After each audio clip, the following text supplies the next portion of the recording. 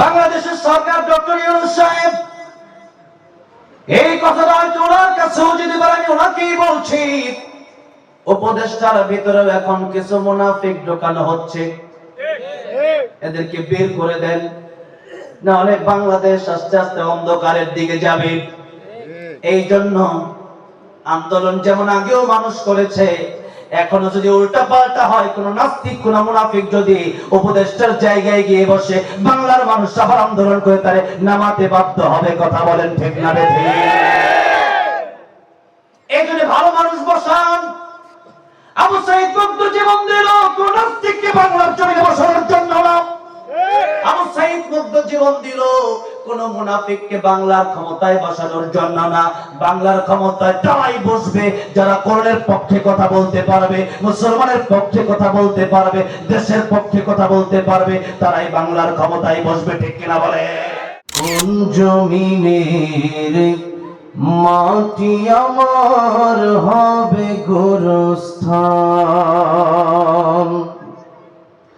কোন জমিনের মাটি আমার হবে গোরস্থান, কাদের চোখের জলে আমি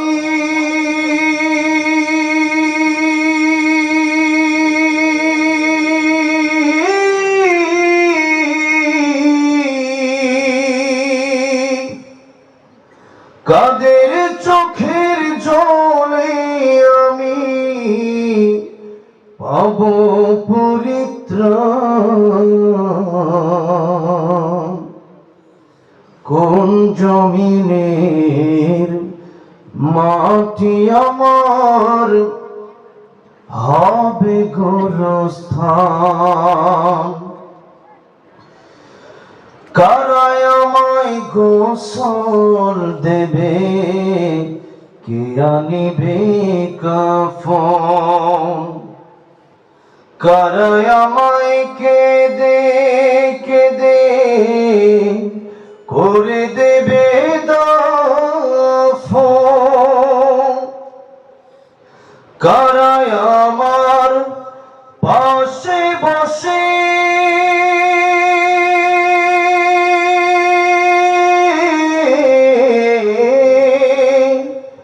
কারায় আমার পাশে বসে শোনাবে কুরআন, কোন জমিনে মাটি আমার হবে গোরস্থান, কোন জমিনে মাটি আমার হবে গোরস্থান। গণ্যমান্য অনেক মুরব্বীরা উপস্থিত হয়েছেন। বিশেষ করে আমি যাদেরকে সবচেয়ে বেশি ভালোবাসি, যেহেতু আমিও যুবক মানুষ, আমি বেশি ভালোবাসি আমার যুবক ভাইদেরকে, যেহেতু আমার যুবক ভাইদের মাধ্যমেই, আমার ভাই বলতেছিলেন যে আমাদের যুবক ভাইদের মাধ্যমেই এদেশে স্বৈরাচারের পতন ঘটেছে। এই পতনটাকে, এই যে পতনটা ঘটছে, দেশের পরিস্থিতি এখনো স্বাভাবিক হয় নাই। স্বাভাবিক হলে আমি মাগরিবের পর চলে আসতে পারতাম। মাগরিবের পর আমার গাড়ির অ্যাক্সিডেন্ট করছে, সেই গতকাল কুড়িগ্রাম প্রোগ্রাম ছিল, রাতে একটাই বয়ান ছিল, সেখান থেকে গাজীপুরে এসে গাড়ি অ্যাক্সিডেন্ট করলাম। এরপর গাড়ি দিলাম মেকারের কাছে, আমার কাউসার আহমদ হাসানি ভাইয়ের গাড়ি দিয়ে আমি আসলাম। গাজীপুর বাইপাস ঢুকতেই দেখি কত রকম আন্দোলন, আন্দোলনের কোনো শেষ নাই। যাই হোক, এখন এই যে এত আন্দোলন হচ্ছে, দেশের সাধারণ পরিস্থিতিকে নষ্ট করছে ওই স্বৈরাচারের কিছু পেতাত্তারা। আমরা এগুলাকে ভয় পাই না। কালকে আমাদের একজন সমন্বয়ক বলেছিলেন যে দেখা না দিলে আপা কথা কইও না। দেখা নাই কিসের কথা, দিল্লি বসে কিসের কথা? বাংলাদেশের 15 বছর 16 বছর কোরআনের প্রোগ্রাম গুলো করা যায় নাই। থানাতে গেলেই মনে হয়েছে যে ওরা মনে হয় ছাগল পাগল আসছে, এক একজন এইরকম ব্যবহার করছে। ঠিক কিনা বলে? বাংলাদেশে কোরআনের তাফসীর হবে বাংলার কোন জনগণের অনুমতি নিয়ে, আল্লাহর হবে, ঠিক কিনা বলেন? আল্লাহর কোরআনের তাফসীর হবে। আকাশ কার? আল্লাহ। জমিন কার? আল্লাহ। আল্লাহ বলেন, ইয়া মাশারাল জিন্নি ওয়াল ইনস ইন ইসতাতা'তুম আন তানফুযু মিন আকতারিস সামাওয়াতি ওয়াল আরদি ফানফুযু লা তানফুযুনা ইল্লা বিসুলতান। আমার আকাশ, আমার জমিন, আমার হুকুম যদি ভালো না লাগে, আমার জমিন ছেড়ে বের হয়ে যাও। কারো ক্ষমতা আছে? কি বাংলাদেশ থেকে দিল্লি গেলে কি দিল্লির জমি টাকা? আমেরিকার জমি টাকা? সুতরাং যেখানেই যাবেন সেখানেই আল্লাহর জমি। আল্লাহর কোরআনের বাইরে কোনো কথা চলবে না। আপনি আপনার মন চাইছে, আপনার হিন্দুত্ববাদ ভালো লাগে, আপনি মানতে পারেন। আপনার কুফরি ভালো লাগে, আপনি ব্যক্তিগতভাবে মানতে পারেন, সেটা ভিন্ন কথা। কিন্তু এই 92% মুসলমানের দেশে কোরআনের তাফসীর হবে, কোরআনের কথা হবে। বাংলাদেশের মুসলমানরা কোরআনের আইন মেনে বাংলাদেশে থাকতে চায়, তোদের মতো চোরদের আইন মেনে বাংলাদেশে থাকতে চায় না। তো চোর সব চুরি করে নিয়ে হেলিকপ্টার দিয়ে পালাইছে। চোরদের আইন আমরা মানবো কিন্তু? আপনি আসতে চাইছেন, আসেন, আপনার আগে হাত কাটা হবে চুরির অপরাধে। এরপরে হাজার হাজার আলেমদেরকে, আল্লামা সাইদি সহ শত শত আলেমদেরকে ফাঁসি দেওয়ার অপরাধে প্রথমেই ফাঁসি দেওয়া হবে খনি হাসিনাকে। সে চুট করে আসতে চায়, আসেন আপনি, আপনার তো আসার জন্য বসে দিচ্ছি। আল্লাহর কোরআন থেকে কথা বলবো, আল্লাহর কোরআনের বিরুদ্ধে যারা যাবে তাদের বিরুদ্ধে আমরা কথা বলবো। আমাদের অনেক বলছে এই কথা নাই, কথা নাই মানে 15-16 বছর যারা কোরআন থেকে আমাদেরকে দূরে রাখলো, এখনো যারা কোরআন থেকে আমাদেরকে দূরে রাখতে চায়, এদের বিরুদ্ধে কেন আমরা কথা বলবো না? রাজনীতি নিয়ে কথা, রাজনীতি সব কোরআন শরীফে আছে। আমার নবী রাজনীতি করেছেন, করেন নাই? করেছেন। আমার নবী করতে পারলে আমরা কেন করবো? অবশ্যই করবো, তবে সেই রাজনীতি কোরআনের রাজনীতি। আলোচনার শুরুতেই আমরা মহান রব্বুল ইজ্জত ওয়াল জালালের আলিশান দরবারে শুকর আদায় করছি যে মহান রব্বুল আলামিন আমাদেরকে এত সুন্দর একটা পরিবেশে, মনে হচ্ছে ঘরের ভিতর বসে আছি। আলহামদুলিল্লাহ বলি, আলহামদুলিল্লাহ, জোরে বলি আলহামদুলিল্লাহ।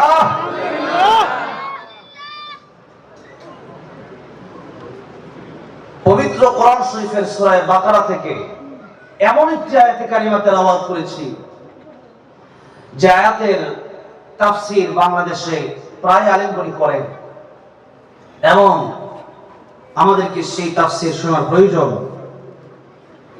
আল্লাহ বললেন, কাইফা তাকফুরুনা বিল্লাহ, মানুষ কিভাবে আল্লাহর সাথে নাফরমানি করে, এটা কেমনে সম্ভব? আল্লাহ তাআলা আশ্চর্য হয়ে বললেন, এটা একজন বাবা তার ছেলেকে ধমক দেয়। একটা ছেলে যখন অতিরঞ্জিত করে, বেয়াদবি করে, তখন বাবা বলে, আমি না তোর বাবা, তুই আমার সাথে কেমনে কুফরি করস, আমার সাথে কেমনে নাফরমানি করস, আমি যে কথা বলি এটা শুনোস না কেন? এই কথা বাবা বলে কি বলে না? বলে। কেন? একটা ছেলে বাবা জন্ম দিয়েছে, একজন স্বামী তার স্ত্রীকে বলে তুমি কেবলমাত্র আমার সাথেই থাকবা। কোন স্ত্রী যদি স্বামী ছাড়া অন্য কোন ছেলের সাথে ঘোরাফেরা করে, কোন পার্কে গিয়া, ওটা যদি স্বামী দেখতে পারে, আপনারা কি বলেন কোন ভালো স্বামী খুশি হতে পারে? খুশি হতে পারে না। একজন স্বামী একজন স্ত্রীকে বিয়ে করার কারণে, সেই স্বামী যদি, স্ত্রী যদি অন্য ছেলের সাথে হাত ধরার কারণে সেই স্বামী যদি নারাজ হয়ে যায়, যেই বান্দাকে আল্লাহ তাআলা নুতফা থেকে, নাপাক পানি থেকে সৃষ্টি করলেন, সেই বান্দা যদি আল্লাহর সাথে নাফরমানি করে, বলেন আল্লাহ কষ্ট পায় কি পায় না? একজন স্ত্রী যদি অন্য একটা ছেলের সাথে ঘোরাফেরার কারণে তার স্বামী কষ্ট পায়, দুনিয়ার কোন মানুষ যদি আমার আল্লাহ তার রিজিক দেয়, আমার আল্লাহ তারে খাবার দেয়, আমার আল্লাহ তাকে নিয়ামত দিচ্ছেন, ওয়া ইন তাউদ্দু নি'মাতাল্লাহি লা তুহসুহা, পরতে পরতে আল্লাহর নিয়ামত আমরা গণনা করে শেষ করতে পারবো না। এত নিয়ামত আল্লাহ আমাদেরকে দিলেন। সে আল্লাহকে বাদ দিয়া যদি কোন পীরের পায়ে কেউ সেজদা করে, কোন মাজারে কেউ সেজদা করে, কোন গাছকে কেউ সেজদা করে, কোন মূর্তিকে কেউ সেজদা করে, তাহলে বলেন আমার আল্লাহ সবচেয়ে বেশি কষ্ট পায় কি পায় না? আল্লাহ তাআলা বলছেন সূরা লুকমান, লুকমান হাকিম, কোরআন শরীফে ৮ জন মানুষের নামে সূরা এসেছে, তার মধ্যে ৬ জন হলেন নবী আলাইহিস সালাম, আর ২ জন ছিলেন আল্লাহর ওলি, একজন মহিলা ওলি আর একজন পুরুষ ওলি লুকমান হাকিম। এই লুকমান হাকিম, তার নামে আল্লাহ কোরআনে একটা সূরা নাজিল করলেন ২১ নম্বর পারায়। লুকমান হাকিম তার ছেলেকে বললেন, وَإِذْ قَالَ لُقْمَانُ لِابْنِهِ وَهُوَ يَعِظُهُ يَا بُنَيَّ لَا تُشْرِكْ بِاللَّهِ إِنَّ الشِّرْكَ لَظُلْمٌ عَظِيمٌ। ও আমার সন্তান, শিরক করো না। শিরকের ব্যাপারে আল্লাহ বলেন আল্লাহর কাছে সবচেয়ে বড় জুলুম হচ্ছে শিরক। নবী বললেন ইয়া মুআজ লা তুশরিক বিল্লাহ ওয়া ইন কুতিলতা আও হুররিকতা। মুআজ, তুমি আল্লাহর সাথে শিরক করবে না। আল্লাহর সাথে যদি তুমি শিরক করো, ও মুআজ, সব আমল তোমার ধ্বংস হয়ে যাবে। যদিও তোমার কতল করা হয়, যদিও তোমার আগুনে জ্বালা পুড়ে দেওয়া হয়, তবু তুমি আল্লাহর সাথে শিরক করবে না। এটা আমার আল্লাহ সহ্য করতে পারেন না, বরদাস্ত করতে পারেন না। এই জন্য পৃথিবীতে যত নবীকে আল্লাহ পাঠিয়েছেন, সকল নবী একই দাওয়াত দিয়েছেন, ইয়া কওমি আবুদুল্লাহ মা লাকুম মিন ইলাহিন গায়রু। এক আল্লাহকে মানো, এক আল্লাহ ছাড়া কোনো ইলাহ নাই। লাউ কানা ফীহিমা আলিহাতুন ইল্লাল্লাহু লাফাসাদাতা। ইলাহ যদি ২ জন থাকতো, আল্লাহ যদি ২ জন থাকতো, এক আল্লাহ বলতো আজকে দিন হবে, আর এক আল্লাহ বলবে আজকে হবে না। এক আল্লাহ বলতো আজকে সূর্য উঠবে, আর এক আল্লাহ বলতো উঠবে না। এক আল্লাহ বলবে জুবারা মুতাশিফ আজকে বাঁচবে, আর এক আল্লাহ বলবে না সে আজকে মরবে। হয়তো আমি বাঁচবো নয়তো মরবো, এর বাইরে হবে। হয়তো সূর্য উঠবে নয়তো উঠবে না, এর বাইরে হবে না। হয়তো দিন হবে নয়তো রাত হবে, এর বাইরে হবে না। সুতরাং ২ আল্লাহর ঝগড়ার কারণে ২ আল্লাহ ধ্বংস হয়ে যেত, তমাম পৃথিবীর সব ধ্বংস হয়ে যেত। এই জন্য আল্লাহ একজন। এই কথা বোঝার জন্য উমাইয়া খলিফা মাহাদির সময়, উমাইয়া খলিফা মাহাদির কাছে নাস্তিক আসলে এসে বলল, উমাইয়া খলিফা মাহাদি, আল্লাহ এক, এটা আমি বিশ্বাস করি না, আপনি আমার বিশ্বাস করান দেখি। উমাইয়া খলিফা মাহাদি তখন ইমাম আযম আবু হানিফা রাহমাতুল্লাহ আলাইহি বেঁচে ছিলেন। ইমাম আযম আবু হানিফা রাহমাতুল্লাহ আলাইহিকে ডাকলেন ওনার দরবারে। কিন্তু বাদশার এক পারে হলো নদী, দাজলা নদী। নদীর এক প্রান্তে ইমাম আবু হানিফার বাড়ি, আরেক প্রান্তে বাদশার বাড়ি। ডাকলেন, বিকেল বেলা আসলেন তিনি গভীর রজনীতে। এত রাতে আসার পরে বাদশা জিজ্ঞাসা করলেন, হুজুর এত রাতে আপনি কেন আসলেন? আপনাকে বলেছিলাম বিকেলে আসার জন্য, জরুরি মাসালা যেহেতু। ইমাম আযম আবু হানিফা রাহমাতুল্লাহ আলাইহি বললেন, বাদশা শুনেন, ওখানে নাস্তিকটাও বসা আছে। বাদশা শুনেন,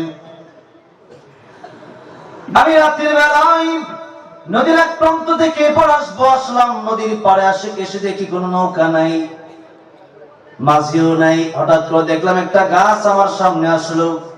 গাছ কেটে কাঠ হয়ে গেল, কাঠ মিস্ত্রি ছাড়া নৌকা হয়ে গেল। মাঝি ছাড়া নৌকাটা আমার এপারে নামায় দিয়ে গেল।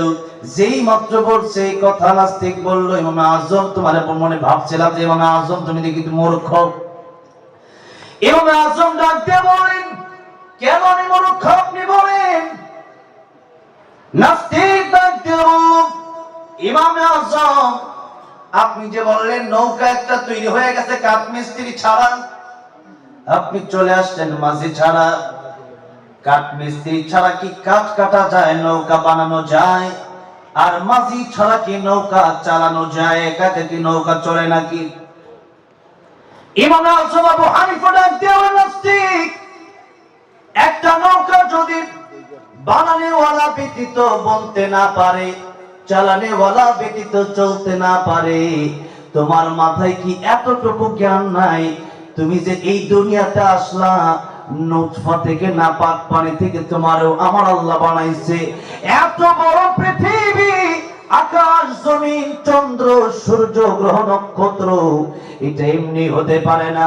বানানেওয়ালা ব্যতীত বলতে পারে না, চালানেওয়ালা ব্যতীত চলতে পারে না। অবশ্যই এর বানানেওয়ালা একজন আছে, এর চালানেওয়ালা একজন আছে। জোরে বলেন তিনি কে? নাস্তিক এবং বুঝতে আর বাকি রইল না। এখন তার বোঝা আসলো, ডাক দিয়ে বলি, ইমাম আযম, আমার এতদিন আমার যা বিশ্বাস ছিল, এতদিন আমার অন্তরে যা নাফাকি ছিল, আমি অন্তরে আর নাফাকি রাখতে চাই না। আমার আপনি পড়ে দেন, লা ইলাহা ইল্লাল্লাহ, লা ইলাহা ইল্লাল্লাহু মুহাম্মাদুর রাসূলুল্লাহ সাল্লাল্লাহু আলাইহি সাল্লাম কালিমা পড়ে মুসলমান হয়ে গেছি। বলতেছিলাম, এই দুনিয়াতে যত গুনাহ আছে, আল্লাহ বলেন, কাইফা তাকফুরুনা বিল্লাহ, মানুষ আমার সাথে নাফরমানি করে কেমনে, কিভাবে সম্ভব? এর মধ্যে প্রথম কথাই হলো, মানুষ আল্লাহর সাথে শিরিক করে কেমনে। এখানে হিন্দুর কথাও আছে, খ্রিস্টানের কথাও আছে, বৌদ্ধের কথাও আছে। কোরআনের শব্দ কম, তার ব্যাখ্যা বড় বেশি। এক একটা শব্দ নিয়ে আলোচনা করতে গেলে রাত পার হয়ে যাবে, আলোচনা শেষ হবে না। আল্লাহ বললেন, মানুষ আমি আল্লাহর সাথে কিভাবে নাফরমানি করে। অথচ আল্লাহ বললেন, হাল আতা আলাল ইনসানি হিনুম মিনাদ দাহরি লাম ইয়াকুন শাইআম মাযকুরা। মানুষ জিরো ছিল, কিছুই ছিল না, বর্ণনা করার মতো তার কিছুই ছিল না। এখন আমি, আমার নাম জুবাইর, আপনার নাম জসিম, আব্দুর রহমান, আব্দুর রহিম। আজ থেকে 100 বছর আগে আপনি তো ছিলেন না, আবার 100 বছর পরেও তো আপনি থাকবেন না। সুতরাং এত সুন্দর সুঠাম দেহ তো এক সময় ছিল না। ছিলাম রক্ত, হলাম গোস্ত, এরপরে হলাম হাড্ডি, এরপরে আল্লাহ ভিতরে দিলেন রুহু। রুহু আবার যেদিন চলে যাবে, কবি বলেন, ইঞ্জিনটা চইলা গেলে হায় রে হায় রে হায়, ডাব্বাটা পইরা রইবে এই যে দুনিয়ায়। ইঞ্জিন যেদিন চলে যাবে, রুহু যেদিন চলে যাবে, যে স্ত্রীকে ছাড়া এখন ঘুমাতে পারেন না, ওই স্ত্রী আপনার ঘরে জায়গা দেবে না। মা বাবা কত আপন। আল্লাহর ইবাদতের পরে আল্লাহ মা বাবার কথা বললেন, ওই মা বাবাও তো আপনার আমার জায়গা দেবে না, কেউ জায়গা দেবে না। আপনি কত বড় নেতা, হাজার হাজার মানুষ আপনার নামে স্লোগান দেয়, এই স্লোগান আর থাকবে না। লাশ আই লাশ, কিচ্ছু নাই, খালি বডির কোনো মূল্য নাই। আসল তো ছিল রুহু। আল্লাহ বলেন, রুহু যদি ভালো হয়, তাহলে আমি আল্লাহর কাছে বড় দামি হয়ে যাব। ইল্লা মান আতাল্লাহ বিকলবিন সালিম।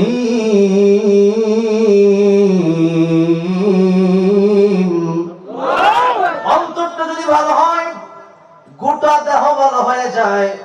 কারণ আমার গোটা দেহরে পরিচালনা করে আমার অন্তরে। কিসে পরিচালনা করে? অন্তরে পরিচালনা করে, এটা হচ্ছে ইঞ্জিন। এই জন্য ইঞ্জিন চলে যাওয়ার পরে আর নেতার নেতাগিরি থাকে না। এত টাকা কিচ্ছু থাকবে না। যেদিন মরে যাবেন, বাড়ি তো 5 তলা 10 তলা আপনার টাকায় আপনি করছিলেন, এটা তো অন্য মানুষের টাকায় করেন নাই। কিন্তু ওই 5 তলায় যদি আপনি ওসিয়ত করে যান যে একটা তালা আমার জন্য বরাদ্দ করবা, কেউ করবে নাকি? করবে না।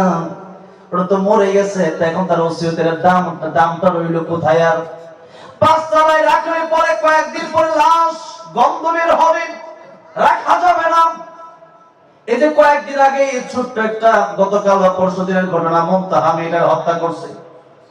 কত বড় নিকৃষ্ট মানুষ, তাদের কিন্তু বলছেন উলাইকা কাল আনামি বাল হুম আদাল। নিষ্পাপ একটা মাসুম বাচ্চারা হত্যা করে ফেলছে। একদিন, 2 দিন, 3 দিন বাপ মা খোঁজ খবরের জন্য 1 লাখ, 2 লাখ, 5 লাখ টাকা পুরস্কার দেওয়া হবে। কিন্তু পুরস্কারের ঘোষণা দিলে কি হবে? 7 দিন আগে তুমি মরে গেছে। এই যে মেয়েকে মেরে ফেললো, 3 দিন, 4 দিন, 5 দিন, 1 সপ্তাহ পরে লাশ থেকে গন্ধ বের হচ্ছে।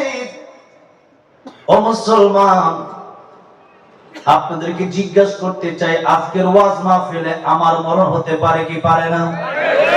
আপনার মরণ হতে পারে কি পারে না? মিরপুরে শহীদ বুদ্ধিজীবীর মাঠ আছে। প্রায় 2 থেকে 3 বছর আগে আমার দাওয়াত করা হলো সেই মাঠে, বুদ্ধিজীবী মাঠে। আমার বয়ান বাদ মাগরিব আসরের পরে আমি চলে গেলাম সেখানে। অনেকগুলো কবর সেখানে আছে। চিন্তা করলাম সবাই তো আর খারাপ, অনেক ভালো মানুষ তো আছে, একটু কবরগুলো জিয়ারত করে আসি। অনেকগুলো কবর জিয়ারত করতে করতে করতে করতে হঠাৎ করে আমার চোখের সামনে একটা লেখা ভেসে উঠলো, ফিরোজ শাহ গানের শিল্পী। আমার মনে পড়ে গেল সেই কথা, ফিরোজ শাহ তো সেই শিল্পী, যে শিল্পী গানের মঞ্চে গান গাচ্ছিল। 1 মিনিটের নাই ভরসা, সঙ্গ হবে রং তামাশা।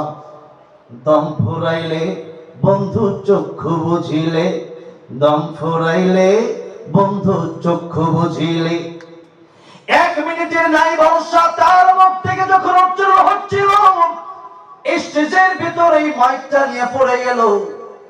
মানুষ চিন্তা করলো কি বেহুশ হয়ে গেল না কি হলো। বুকের মধ্যে হাত দিয়ে দেখা যায় কলবার লড়ে না।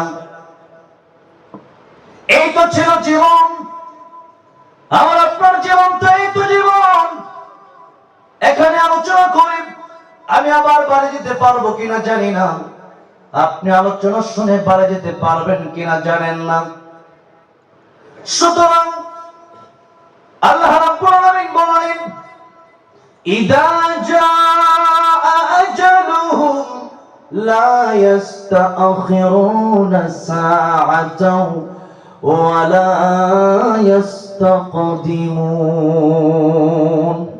মৃত্যুর সময় যখন চলে আসবে, 1 সেকেন্ড আগেও মরণ আসবে না, 1 সেকেন্ড পরেও মরণ আসবে না। মরণের সময় হয়ে গেলে সাথে সাথে মালাকুল মাউত চলে আসবে। সুতরাং মৃত্যুর প্রস্তুতি আমাদের 24 ঘন্টা নিয়ে রাখার দরকার আছে না নাই? জোরে বলেন। আল্লাহ বললেন সূরা তাহা, ইন্নাস সাআতা আতিয়াতুন আকাদু উখফিহা লিতুজজা কুল্লু নাফসিন বিমা তাসআ।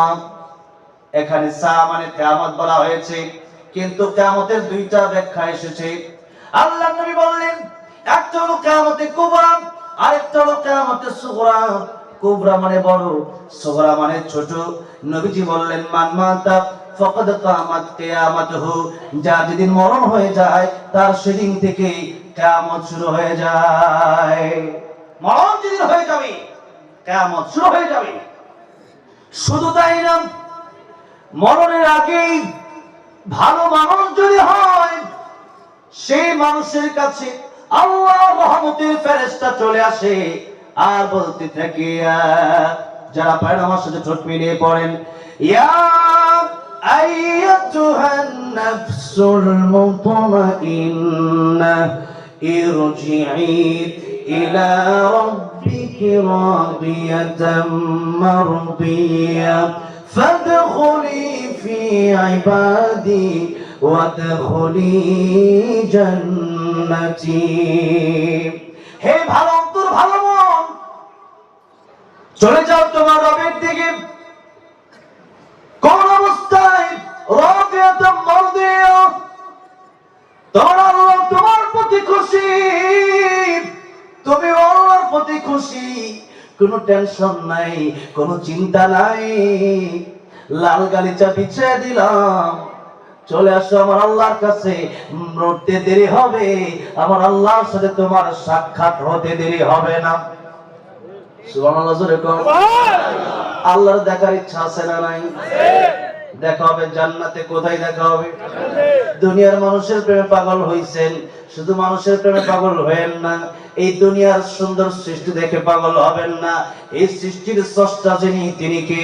আল্লাহ। তোমার সৃষ্টি যদি হয় এত সুন্দর, না জানি তাহলে তুমি কত সুন্দর, কত সুন্দর। দুনিয়া সুন্দর, মানুষ সুন্দর, আসমান সুন্দর, জমিন সুন্দর, সুন্দরে সুন্দরে পাল্লা। জানি না কত সুন্দর তুমি আল্লাহ, জানি না কত সুন্দর তুমি আল্লাহ। বলেন, জানি না কত সুন্দর তুমি আল্লাহ, জানি না কত সুন্দর তুমি আল্লাহ। ঝর্ণা ছুটে চলে একে বেঁকে, পৃথিবীর বুকে কত ছবি এঁকে, নদীর ওই কলতানে সাগরের গর্জনে, নদীর ওই কলতানে সাগরের গর্জনে, ঢেউয়ে ঢেউয়ে দেয় পাল্লা।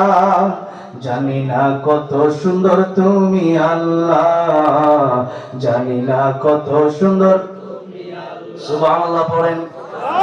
আল্লাহ সে দেখা করার ব্যাপারে আল্লাহ তাআলা বলেন, ফামান কানা ইয়ারজু লিকা রাব্বিহি ফালইআমাল আমালান সালিহান ওয়া লা ইউশরিক বিইবাদাতি রাব্বিহি আহাদা। জোরে আল্লাহু আকবার।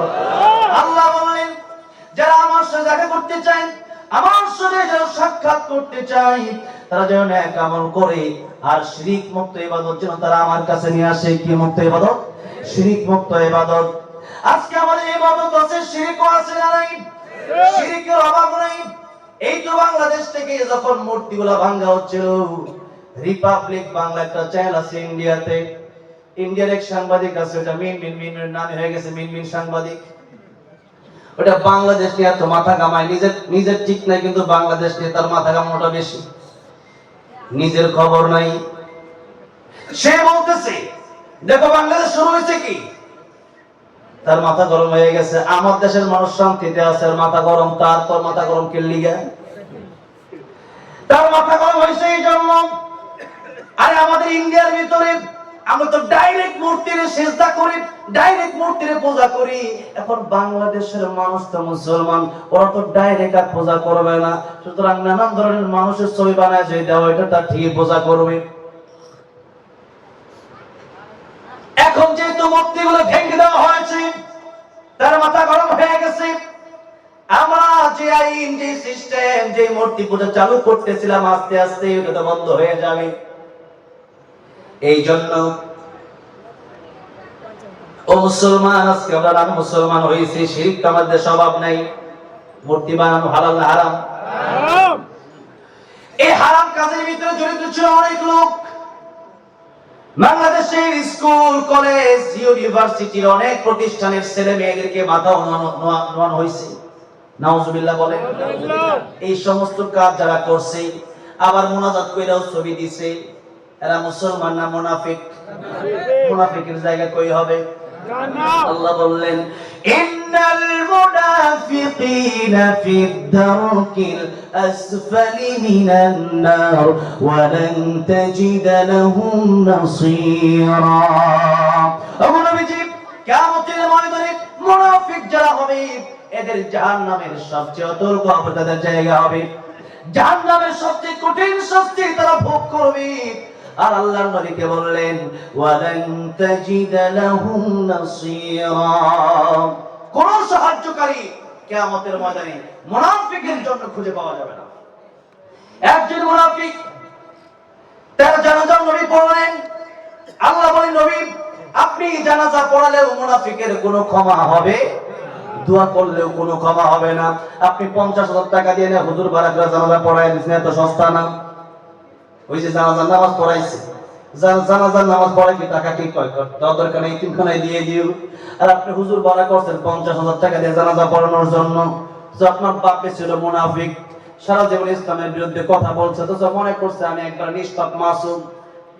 এরকম লোক নাই আপনার দেখেন নাই? কয়েকদিন আগে টাঙ্গাইলে এক লোক, আমি ওয়াজ করতেছি, আমার আগে আসছে সাবেক মন্ত্রী লতিফ সিদ্দিকী। হ্যাঁ, তো আমার কোনো পাপ নাই। ওপেনলি কত মাইয়া নিয়ে ঘুরে, আবার কয় পাপ বলে তার নাই। ওপেনলি কবিরা কবিরা কয় পাপ নাই। একটা মাসুম বাচ্চা পাওয়া গেছে নাকি বলেন? সব আমার বাপে, তুই মাসুম। আমি বললাম এগুলো স্টেজে আনবেন না। যারা ইসলামের কথা বলতে পারবে, হক কথা বলতে পারবে, তারা কোন স্টেজে আসবে। ওই নাস্তিক কোরআনের ময়দানে কথা বলতে পারবে না। কোরআনের মঞ্চটা ফয়সালের মঞ্চ না। যারা কথা বলবে, কোরআনের পক্ষে কথা বলবে, কোরআনের বিরুদ্ধে কথা বলবে, ইজ্জতের বাড়ি হবে, ঠিক কিনা বলেন? নারায়ে তাকবীর, আল্লাহু আকবার, নারায়ে তাকবীর, আল্লাহু আকবার। আল কোরআনের আলো, কোরআনের আলো, সংসদে চলো, আল কোরআনের আলো, আল হাদিসের আলো, সংসদে চলো। নারায়ে তাকবীর, আল্লাহু আকবার। আমার ভাইরা, আমার মুরব্বি ওয়াজিরাম, পাপের কোনো অভাব নাই। এরপরে আমরা মনে করি আমাদের কোনো পাপ নাই। পাপ করে যদি কোনো ব্যক্তি এটা মনে করে যে এটা পাপ না, গান আপনি শুনলেন, আপনি এটা বুঝে শুনলেন যে আমি গুনাহ করতেছি। আপনি মদ পান করবেন, যদি কখনো করেন, আপনি করার জন্য বলছিলাম, মদ যদি আপনি পান করেন, সিগারেটে যদি টান দেন, আপনি এটা মনে করে যেটা আমি আসলে গুনাহ করতেছি, এতটুকু অন্তর থাকা দরকার আছে না নাই? আপনি নামাজ পড়তেছেন না, এরপরে এসে বলতেছেন যে আমি নামাজটা খালি পড়ি না, এমনি সবই ঠিক আছে। আপনি নামাজ পড়েন, সব ঠিক থাকলে কি হবে? ঘটক বিয়ার জন্য পাত্রী খুঁজে দিল, আপনার ছেলের জন্য বললো পাত্রী সব ঠিক আছে, চরিত্রে ঠিক নাই। আপনি বলবেন এই পাত্রীর কোনো দাম আমার কাছে নাই। সুতরাং একজন মেয়ে মানুষের চরিত্র যদি ভালো না হয়, সেই মেয়ে মানুষ যদি ভালো না হয়, সেই মেয়ে যদি চরিত্রের কারণে যদি মেয়েটা বাতিল হয়ে যায়, আমার আল্লাহর কাছেও নামাজি বান্দা ছাড়া ওই বান্দার কোনো দাম নাই। মরার পরে মানুষ জিজ্ঞেস করে লোকটা কেমন ছিল, কয় খুব ভালো ছিল। পিছনে এসে কি এর ভালো আছি, বিপদে বেড়ানোর সামনে কইছি, ওইটা কর জায়গা নাকি? আসলে যদি 10 জন মানুষ, 10 জন মুমিন যদি বলে লোকটা আসলেই ভালো ছিল, আল্লাহ 10 জনের কথা রাখতে গিয়ে তারা জান্নাতের মেহমান বানায় দেয়। সুবহানাল্লাহ। এই জন্য এমন কিছু কাজ করে যাবেন। আমার স্টেজে আমার নেতা কর্মী ভাইরা বসে আছেন, আপনাদেরকে বলে যাচ্ছি, আসলে যদি ভালো মানুষ হয়ে যান। আমার এলাকায় এখন একজন কাউন্সিলর আছে, আগে আওয়ামী লীগ ছিল, এখনো ভালো আছে মানুষ, তার বাড়িঘর কিচ্ছু ভাঙে নাই। আমি তার সব বিষয়ে ঘাটলাম, ঘাটার পর দেখলাম লোকটা আসলেই ভালো। এখন আমি যদি মানুষটা আসলে ভালো থাকে, ঢুকে গেছে আর কি কোনো রকম, এমনি লোকটা ভালো, এখন আসলে যদি আমি ভালো থাকি তাহলে কোনো সমস্যা নাই।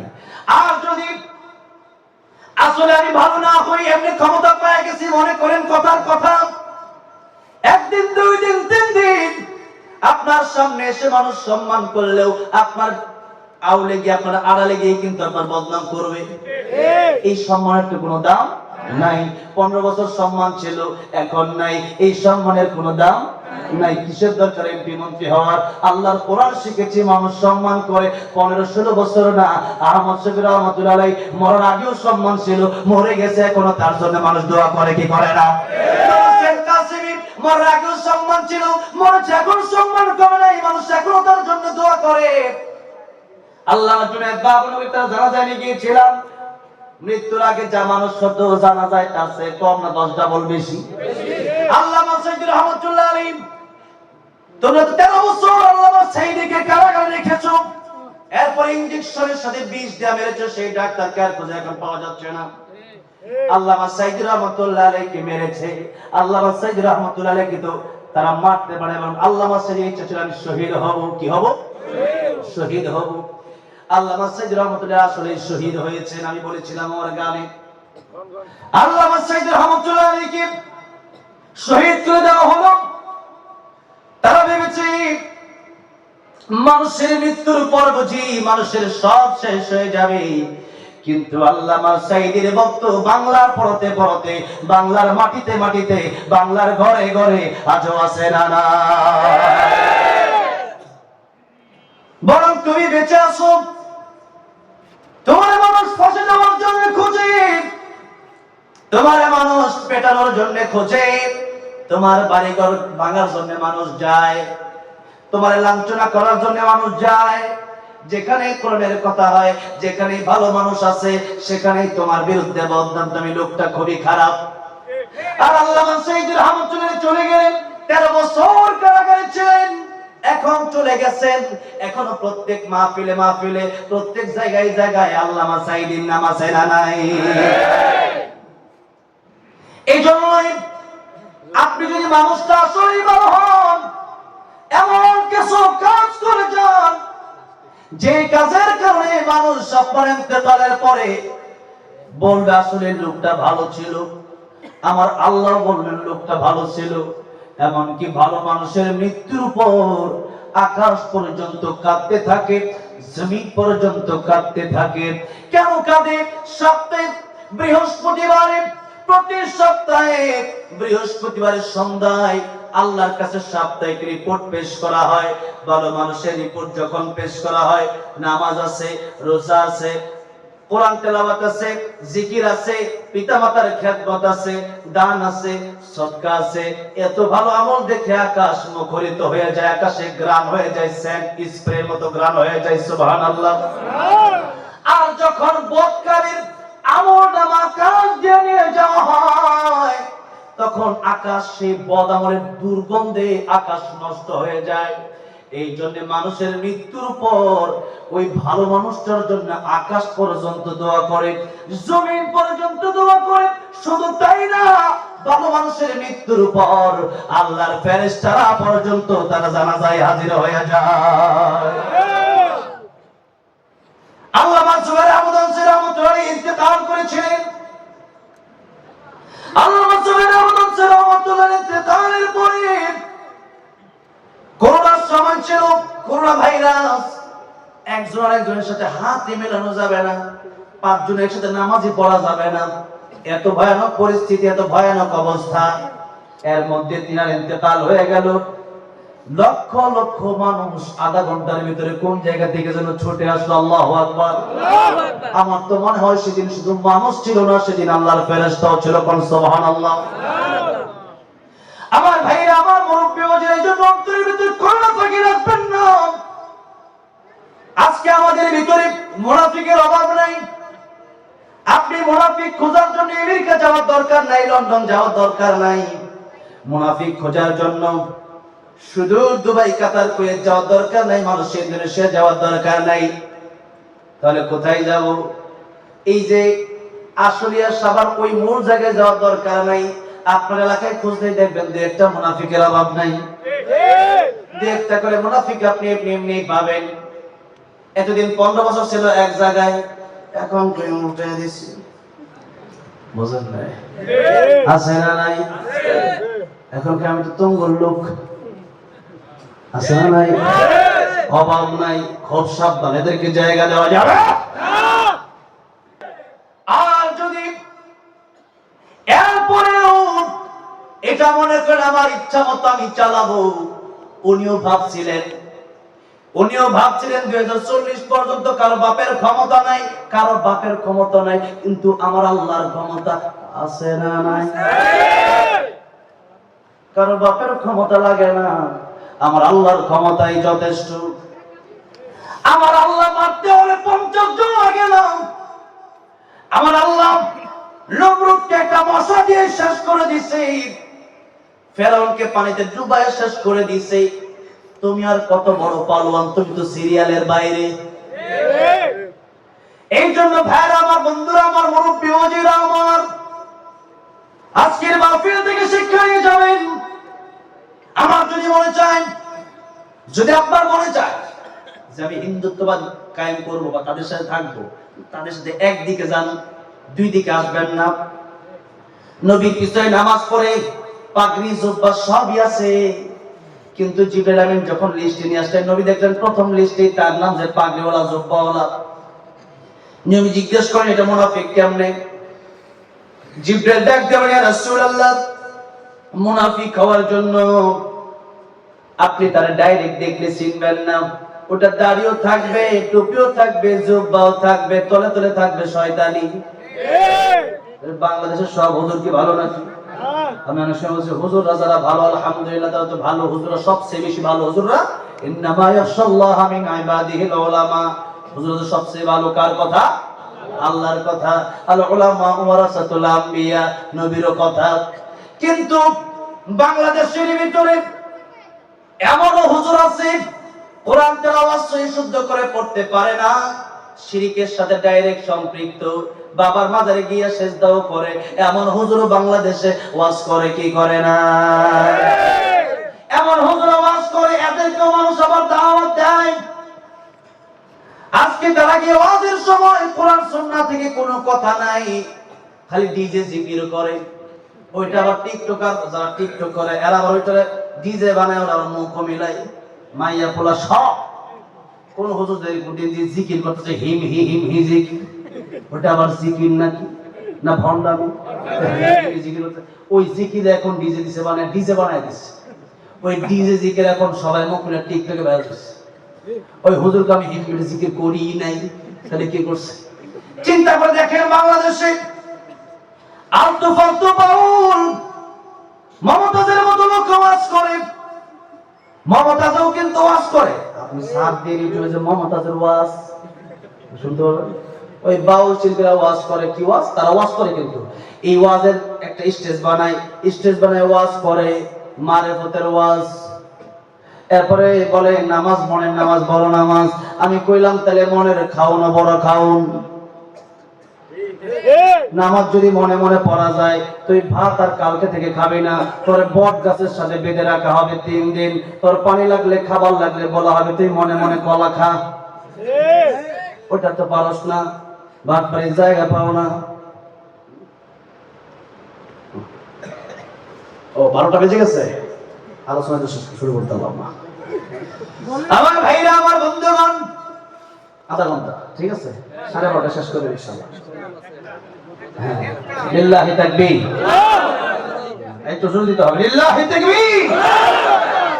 আমার ভাইরা, আমার মুরব্বি ওজিরাম, যে কথা বলছিলাম, অন্তরের ভিতরে নাফাকি রাখা যাবে না। যদি আপনার অন্তরে শিরক থাকে, নাফাক থাকে, বেদাত থাকে, জান্নাত আপনার নসিব হবে না। এই জন্য আল্লাহ রাব্বুল আমিন বললেন, কাইফা তাকফুরুনা বিল্লাহ, মানুষ আল্লাহর সাথে কেমনে নাফরমানি করে, অথচ এই নাফরমানির ভিতরে শিরক হলো সবচেয়ে বড় নাফরমানি। এই শিরক বাংলাদেশে আজকে মানুষের অন্তরে অন্তরে অভাব নাই, মুখে মুখে অভাব নাই, কাজে কর্মে অভাব নাই। শিরক করা যায় 3 ভাবে। কয় ভাবে? অন্তর দিয়ে শিরক করা যায়, জবান দিয়ে শিরক করা যায়, কাজে কর্মের মাধ্যমে শিরক করা যায়। এবার আসেন, মুখে মুখে আমাদের শিরক। যেরকম একটা কথা আমরা এতদিন শুনে আসছি, এখন থেকে এটা বন্ধ করে দিতে হবে। ক্ষমতার উৎস জনগণ না, ক্ষমতার উৎস আমার আল্লাহ। জোরে বলেন, কে? আল্লাহ। এবার আসুন, অন্তরে অন্তরে এই কথা বিশ্বাস করাম যে আল্লাহ দিতে পারে, আমার বাবাও আমারে দিতে পারে। এরকম বিশ্বাস করার নাম শিরক। এরকম বিশ্বাস করার নাম কি? শিরক। আবার আল্লাহর সিজদা দিলেন, বাবার সিজদা দিলেন, ওটার নাম শিরক। শিরক যদি আপনি করেন, আল্লাহ বললেন, লা ইন আশরাকতা লা ইয়াহবাতান্না আমালুক ওয়া লা তাকুনান্না মিনাল খাসিরিন। তখন নবীজি, আপনি নিজেও যদি শিরক করেন, আল্লাহ নবীর ডাইরেক্ট বলেন, নবী আপনি নিজেও যদি শিরক করেন, তাহলে আপনার পূর্বের আমল সব বরবাদ হয়ে যাবে। যেরকম আপনি হজ করে আসছেন, কথার কথা, হজ করে আসার পরে কোন কারণে এক ওয়াক্ত নামাজ কাজাই হয়ে গেল, হজ কি বরবাদ হয়ে যাবে নাকি? অথবা নামাজ পড়ে গেলেন বাজারে, কোনো কারণে একটা মিথ্যা কথা বলেই ফেলেছে, তার মানে কি নামাজ কি বাতিল হয়ে যাবে নাকি? না।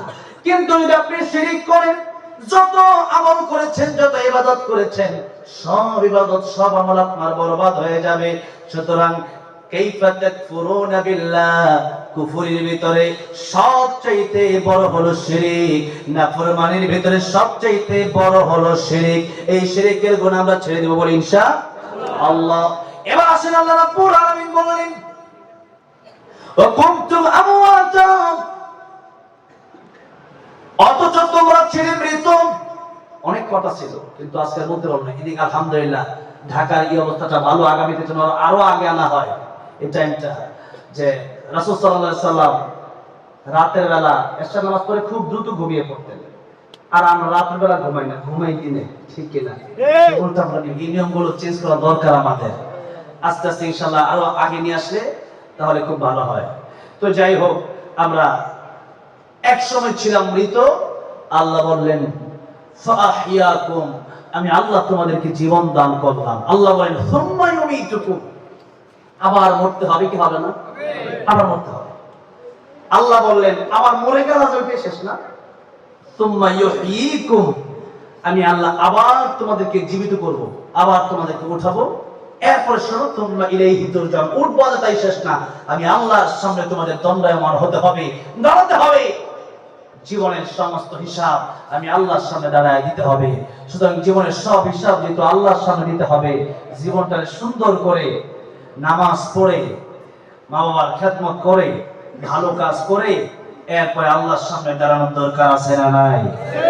আল্লাহ রাব্বুল আলামিন আমাদেরকে শিরক মুক্ত, গুনাহ মুক্ত সুন্দর একটা জীবন দান করেন, পড়েন আমিন। এখনই মোনাজাত হবে, এর আগে আপনাদেরকে যেহেতু আমাকে